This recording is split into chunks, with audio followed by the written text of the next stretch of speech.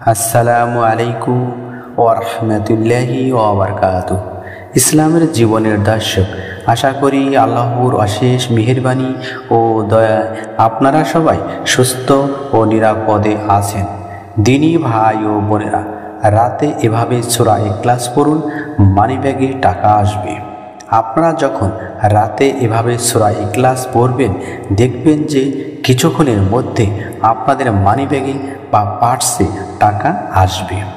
আপনারা যেখানে মানিব্যাগ রাখুন না কেন, অথবা বোনেরা যেখানেই হাত পার্স রাখুন না কেন, দেখবেন যে টাকা এসে পরিপূর্ণ হয়েছে। আপনারা রাতে যখন ঘুমাবেন, আপনারা সূরা ইখলাস এভাবে আমি যেভাবে বলে দেব ঠিক সেভাবে আমল করবেন। আমি এখন বলে দেব কিভাবে সূরা ইখলাস আমল করতে হবে। দিনী ভাই ও বোনেরা, আপনারা সবাই জানেন সূরা ইখলাস ছোট্ট একটি সূরা। আমি মনে করি পৃথিবীতে এমন কোনো সুস্থ মুসলিম নেই যে সূরা ইখলাস তার মুখস্থ নেই। আমি আজ বলে দিব কিভাবে সূরা ইখলাস পাঠ করলে আপনাদের টাকার ব্যাগ ভরে যাবে। এই আমলটি খুবই কার্যকর ও পরীক্ষিত আমল। ইনশাআল্লাহ যে ব্যক্তি এই কার্যকর আমলটি করবে, সেই আমলকারী রাতারাতি ধনী হয়ে যাবেন। আপনাদের যদি টাকা সমস্যা থাকে, অথবা আপনারা যদি পাহাড় পরিমাণ ঋণে জর্জরিত থাকেন, অবশ্যই এই আমলটি করবেন।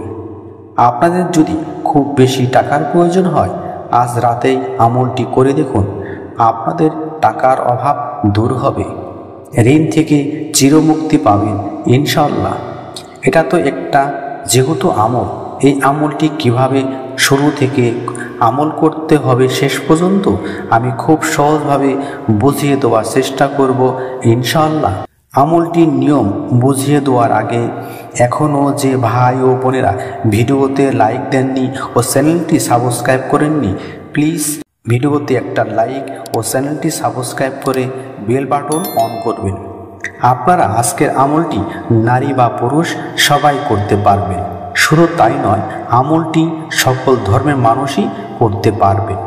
শুধুমাত্র আপনারা আমলের নিয়ম শুরু থেকে শেষ পর্যন্ত মনোযোগের সহিত শুনতে হবে এবং সূরা ইখলাস মুখস্থ থাকতে হবে। আপনাদের আরেকটি দরুদ শরীফ মুখস্থ থাকতে হবে। যারা দরুদে ইব্রাহিম ভালো তেলাওয়াত করতে পারেন না, সেই ভাই ও বোনেরা সবচেয়ে ছোট দরুদ সাল্লাল্লাহু আলাইহি সাল্লাম এইটুকু জানলেই হবে। এখন আমলের নিয়ম স্টেপ বাই স্টেপ সুন্দরভাবে বুঝিয়ে দেব, তাই এখন থেকে 1 সেকেন্ডও ভিডিওটা না টেনে দেখবেন অনুরোধ। আমলটি করতে কিছুই করতে হবে না, শুধুমাত্র রাতে ঘুমানোর আগে ওযু করে পবিত্র স্থানে বসতে হবে, এতটুকুই। আপনারা যারা সূরা ইখলাস পারেন, অথবা অনেকে সূরা ইখলাস কোনটি জানেন না, তাদের জন্য আমি একবার সূরা ইখলাস পাঠ বা তিলাওয়াত করে শোনাবো। আমরা অনেকে সূরা ইখলাসকে কুল সূরা বলে থাকি। বিসমিল্লাহির রহমানির রহিম। কুল হুয়াল্লাহু আহাদ, আল্লাহুস সামাদ, লাম ইয়ালিদ ওয়া লাম ইউলাদ ওয়া লাম ইয়াকুল লাহু কুফুয়ান আহাদ। আশা করি আপনারা সূরাটি বুঝতে পেরেছেন। যে হিন্দু ভাই ও বোনেরা সূরা ইখলাস পারেন না, তাদের জন্য সূরা ইখলাস স্ক্রিনে দিয়ে দিলাম, মুখস্থ করে নেবেন। এখন আমলের নিয়ম বিস্তারিত বলে দিচ্ছি, মন দিয়ে শুনবেন।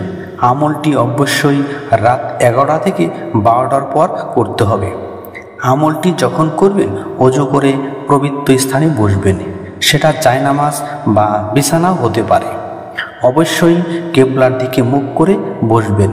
এরপর আপনাদের একটা মানিব্যাগ বা মহিলাদের হাত পার্স হলেও চলবে, তাও যদি না থাকে একটি শপিং ব্যাগ থাকলেও আমলটি করা যাবে। শুধুমাত্র ব্যাগটি পরিষ্কার ও পবিত্র হলেই হবে। বিসমিল্লাহির রহমানির রহিম একবার পাঠ করবেন, তারপর সূরা ইখলাস 63 বার পাঠ বা তেলাওয়াত করতে হবে। 63 বার তেলাওয়াত হয়ে গেলে আপনারা সেই ব্যাগটির উপর আপনারা 3 বার ফু দিবেন। সর্বশেষ আপনাদের যে কোনো একটি দরুদ শরীফ 11 বার পাঠ করতে হবে।